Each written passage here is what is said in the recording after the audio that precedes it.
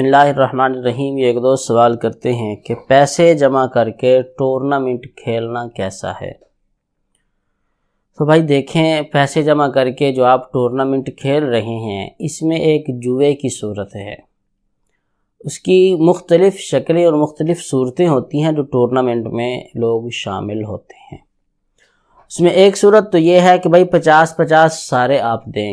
یہ 50 کس لیے ہیں؟ یہ 100 اس لیے دیں کہ ہم جو پچ بنا رہے ہیں اس پہ ہم خرچہ کریں گے، ہم جو بیٹ لے رہے ہیں بلہ اس پہ خرچہ کریں گے، ہم جو گیند لے رہے ہیں اس کے اوپر ٹیپ کر رہے ہیں اس پہ خرچہ کریں گے، یا ہم یہاں مل بیٹھے ہیں تو اس پہ جو ہم کھانا کھائیں گے یا پانی شانی پئیں گے، یعنی مختلف صورتیں، تو یہ ہم سب پر خرچ ہوگا۔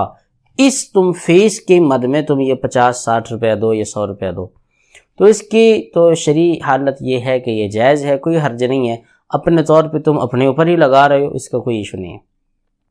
دوسری صورت یہ ہے کہ ایک سارے کے سارے 2-2 ہزار روپے جمع کرو۔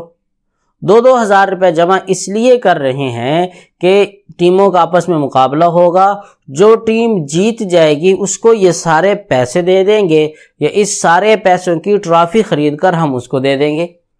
اب یہ جوئے کی صورت ہے، یہ سیم ایسے ہی ہے جو قرآن میں ہے نا، یسألونک عن الخمر والمیسر قل فیہما اسم کبیر ومنافع للناس۔ فرمایا کہ دیکھو، وہ آپ سے سوال کرتے ہیں شراب اور جوئے کے بارے میں، آپ ان کو کہہ دیجئے کہ ان دونوں کا گناہ بہت زیادہ ہے، گناہ بڑا ہے، ہاں لوگوں کے لیے کچھ نفع بھی ہے اس میں۔ اور دوسری جگہ فرمایا انما الخمر والمیسر والانصاب والازلام رجس من عمل الشیطان فاجتنبوہ۔ ایمان والو، شراب سے، جوئے سے، ازلام سے، ان چیزوں سے بچ جاؤ کیونکہ یہ شیطانی عمل ہیں، لعلکم تفلحون، تاکہ تم لوگ کامیاب ہو جاؤ۔ تو جب شراب کا حکم نازل ہوا تو صحابہ اکرام کی حالت یہ تھی کہ فوراً انہوں نے اپنے گھر میں جتنے گھڑے بھرے ہوئے تھے شراب کے سارے انہوں نے انڈیل دیے۔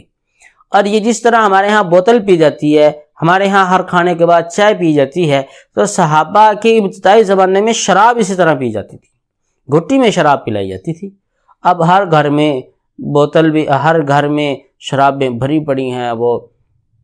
لیکن جب حکم نازل ہوا تو انہوں نے سارا اپنے مٹکے توڑ دیے، اور مدینہ کی گلیوں میں شراب اس طرح بہہ رہی تھی جس طرح یہاں کوئی بارش آئی ہے۔ 6 مہینے تک جب بارش آتی تھی تو اس کی وہ دوبارہ مہک، اس کی سمیل دوبارہ تازی ہوتی تھی، اور لوگ اس کو سونگھتے تھے، محسوس کرتے تھے۔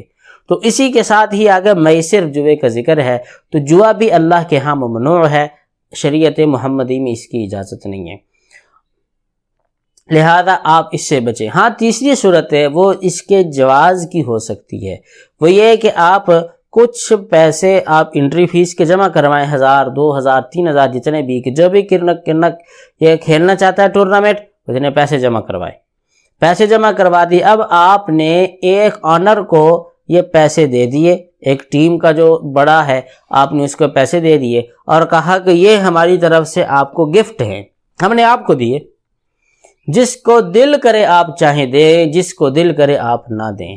لیکن دماغ میں یہ صورت نہیں ہونی چاہیے کہ میں نے 2000 دیے ہیں اور جب میں جیت جاؤں گا تو جیتنے کے بعد مجھے اتنے پیسے ملیں گے، جیتنے کے بعد یہ سارے پیسے میں نے 2000 لگایا، 2 کی بجائے 20 آ جائیں گے، تو دماغ میں یہ صورت آپ اس کو گفٹ کر دیں۔ اب جب گفٹ کر دیا تو یہ صورت بالکل جائز ہے، اب وہ اس کے اپنے ہو گئے، تو وہ گویا ایک فریق مخالف ہے، ایک تیسرا بندہ ہے، دونوں ٹیموں کے درمیان اس کا کوئی لنک نہیں ہے، وہ تیسرا بندہ ہے، تو تیسرے بندے نے جس کو جیتا اس نے اپنی طرف سے اس کو انعام دے دیا، تو یہ جائز ہے۔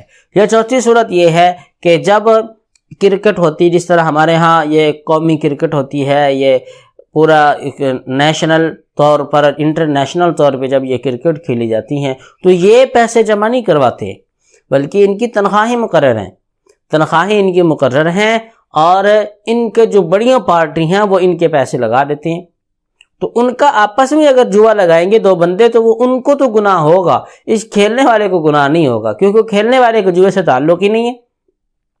یا اسی طرح وہ ایک بڑا آدمی، امیر آدمی، وہ مثال کے طور پہ ایک علاقے کا بڑا، وہ کہتا ہے جی میں میچ کروا رہا ہوں، اب اس نے میچ کروائے، کہتا ہے جو جیتے گا میں اس کو فلاں چیز انعام دوں گا، تو یہ جائز ہے۔ اس میں اس نے کھیلنے والوں نے اپنی طرف سے کوئی پیسہ نہیں لگایا کہ ڈبل ہو کر ہمارے پاس آ جائے۔ ہاں ٹورنامنٹ کی یہ ایک دو صورتیں یہ جائز ہیں، باقی ناجائز ہیں۔ اللہ ہمیں سمجھ کر اس پہ عمل کی توفیق نصیب۔